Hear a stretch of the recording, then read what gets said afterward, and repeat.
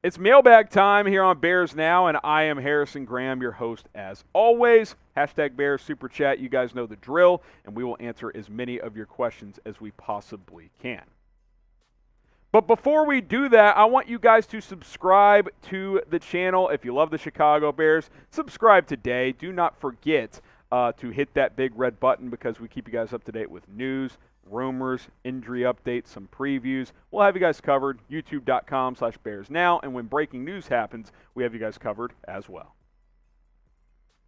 Buffo Plays leads off this mailbag. Can we talk about Borom only one pressure from Watt? Dude, I'm all in on Larry Borom.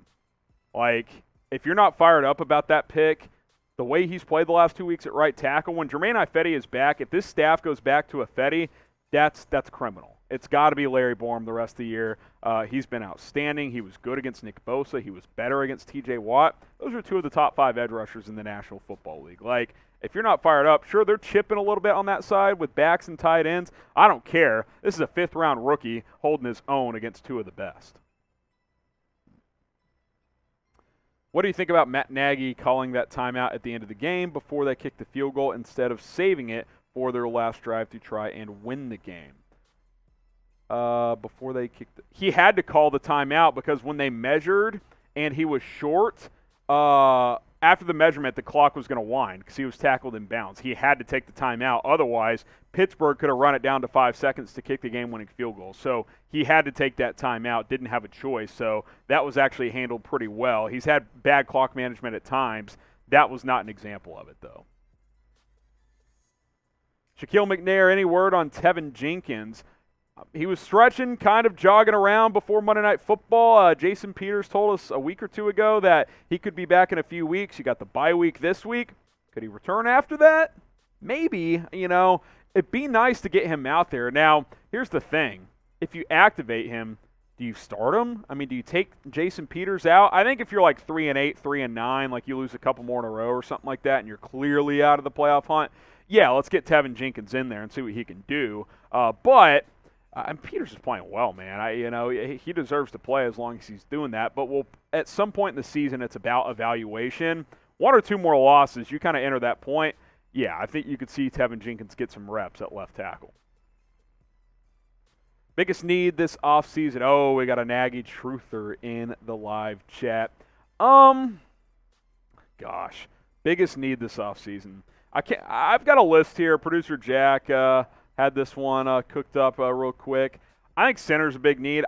Honestly, I think your O-line could be set with Jenkins and Borom at tackle if Jenkins gets healthy. I think Daniels, if you re-sign him, is a good option at right guard. Cody Whitehair's good at left guard. You need a center, though. Sam Mustipher's not starting caliber. Cornerback, I think Kendall Vilder, he's scrappy. He's fighting. He's not awful. He's gotten better. He's certainly not great, though. I think you could upgrade there if you want. Without a first-round pick, you're going to have to be a little more picky on what position you go. Wide receiver, a lot of that's dependent on Allen Robinson. If they bring him back, that's not a major need. I would bring back Marquise Godwin for cheap to be your number 3 receiver. I think he's been fine in that role. Damiere Byrd isn't giving you a bunch, but he's your wide receiver 4, so that's no big deal. Safety, Tashawn Gibson made a nice play in space last night. It just doesn't – him and Eddie Jackson don't really fit together because they're both free safeties, and that's kind of the problem. So I would not anticipate bringing back Gibson for a 3rd year. Defensive tackle I think is a sleeper one. Akeem Hicks, who plays inside and out, he keeps getting hurt. Do you bring him back? Eddie Goldman, he's made a couple of splash plays this year, but he doesn't look like the same guy overall. Are you ready to go with Bilal Nichols has regressed a little bit this year, although he had a sack against Pittsburgh.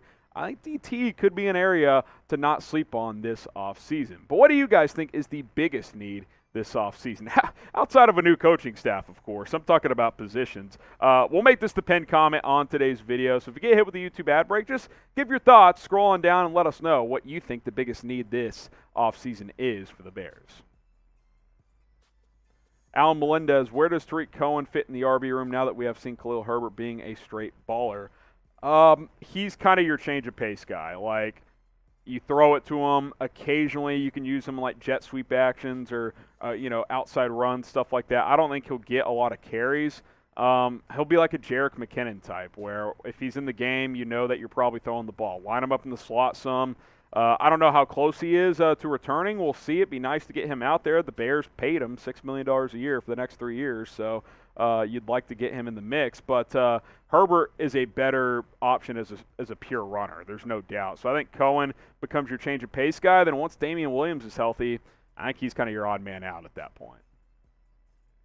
Matthew Perlberg, how bad is Eddie Jackson's injury?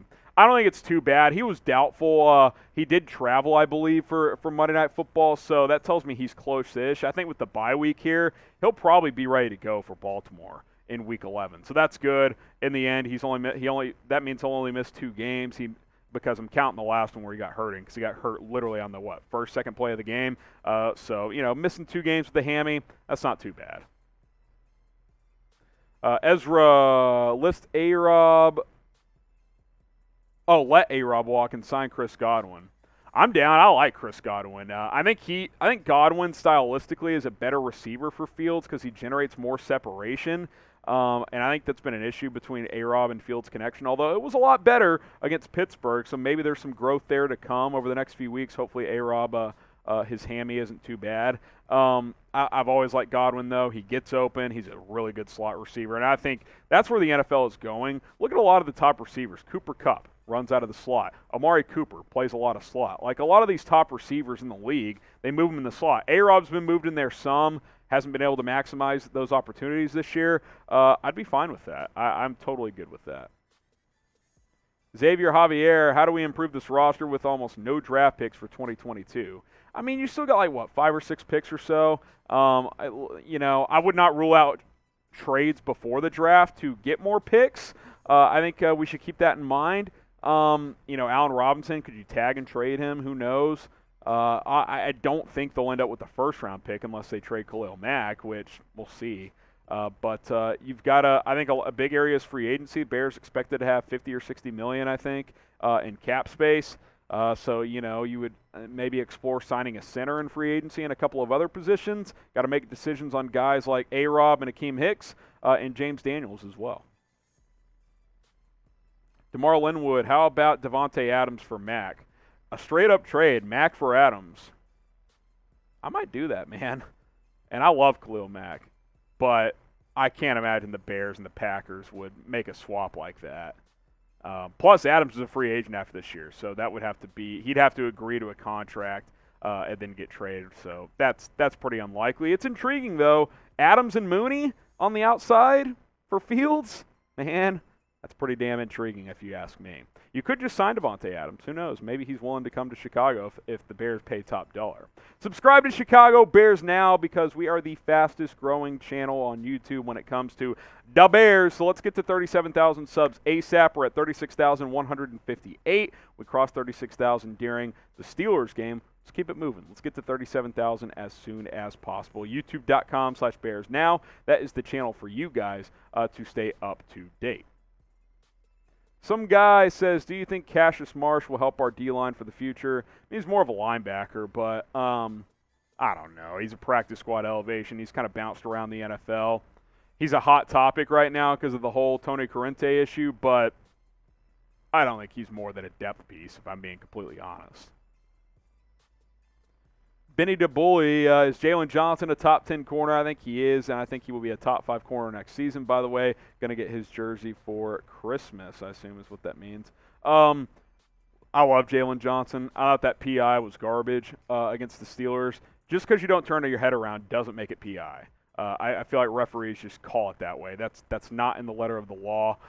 Both guys were hand jabbing, and they clipped Johnson for it. I thought that was bogus. He's tremendous. He's great in coverage. I told you guys late last season he is better than Kyle Fuller as a pure cover guy. That's proven to be true this year. I love where he's at. If you can get if Kendall Wilder can improve, or if you can get a legit number 2 corner, that makes that position pretty damn solid. DJ Harrod, what are your thoughts on possibly bringing in Ryan Day as the Bears' next head coach?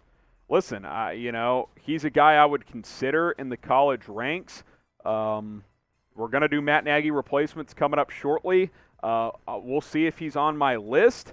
I don't think it's that realistic. I think he's going to stay at Ohio State, but he's worthy of a call. There's no doubt about that.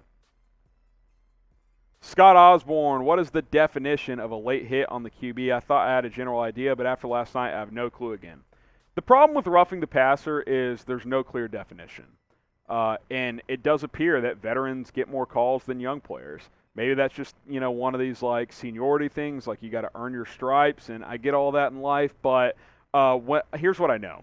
When a defender can take 2 full strides and lay you out like this and you're back on your blind side after you've thrown it a good second and a half before that, that's roughing the passer. And for Fields to not get that call is brutal. A couple of other ones were in the gray area. I'm fine with, the borderline ones not getting the call. But when a dude takes 2 full steps and lays you out, he could have stopped himself, and he didn't, and he got away with it. And I think that's BS.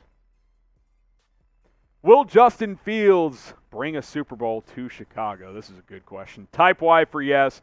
Type in for no. Is he the savior? Like what I'm seeing right now, obviously it's way too early to determine that. A lot of that's going to come down to the front office of this team and the roster building, but I think he's the right quarterback. If you can build a roster around him and have the right head coach, get your votes in. Type Y for yes, type in for no. Jacob asks, Mustapher has got to go. Look, great backup, right? He's worked hard, UDFA.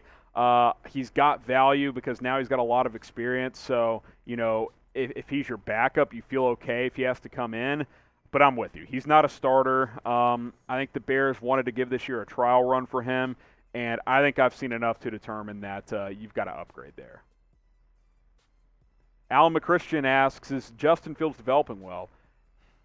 He is, but he could be playing and developing even better, in my opinion. I think he's improving more on his own accord than what this coaching staff is doing with him. I'm not saying Matt Nagy and Bill Lazor and John DeFilippo and these guys, Andy Dalton, Nick Foles, aren't helping him develop at all. I'm saying if you get the right coach in here, you can maximize this kid. I don't think this staff can maximize him. I just don't. The play calling is spotty at times. I like the improvement, but I think we could see a lot more.